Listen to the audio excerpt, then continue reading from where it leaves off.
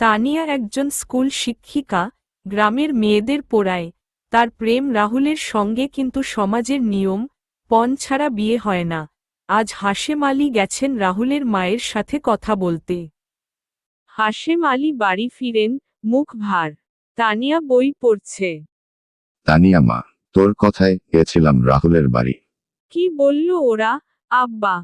ওর মা বলল, মোটরসাইকেল, 5 ভরি সোনা আর নগদ টাকা না দিলে বিয়ে হবে না। আব্বা, তুমি কিছু বলনি?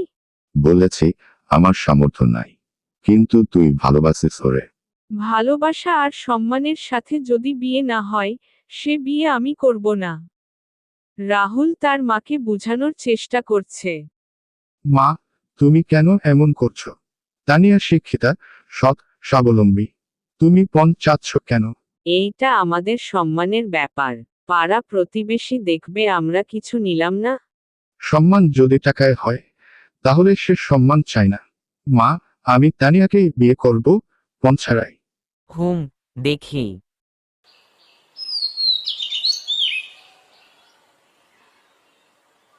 পরদিন তানিয়া স্কুলে আসে। সে তার ছাত্রীদের সামনে দাঁড়িয়ে সাহসের কথা বলে। তোরা জানিস, কাল আমার বিয়ের প্রস্তাবে পণ চাওয়া হয়েছিল, আমি না বলেছি। ম্যাডাম, আপনি সাহস দেখিয়েছেন। মেয়েরা যদি নিজেদের সম্মান চিনে, কেউ আর আমাদেরকে টাকার মাপে মাপতে পারবে না। পণ নয়, সম্মান চাই। সম্মান নিয়েই আমরা বাঁচব।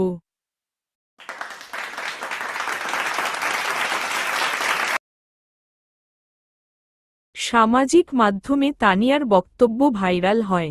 রাহুলের মা নিজে তানিয়ার বাবার কাছে যান। হাশেম ভাই, আমরা পণ চাইব না। তানিয়া আমাদের পুত্রবধূ হবে, সম্মানের সাথে। আল্লাহ তোদের মঙ্গল করুক। সাদামাটা আয়োজনে তানিয়া ও রাহুলের বিয়ে হয়। কেউ পণ নেয় না, কেউ দেয় না। এই বিয়ের গল্প হয়ে উঠে অন্য সবার অনুপ্রেরণা। যদি মেয়েরা একবার না বলতে শেখে, সমাজ বদলাতে বাধ্য হয়। চলো সবাই মিলে বলি, পণ নয়, সম্মান চাই। এর থেকে বড় দেয় পণ যার ঘরে ঘরে, সে সমাজে ক্ষয় করে।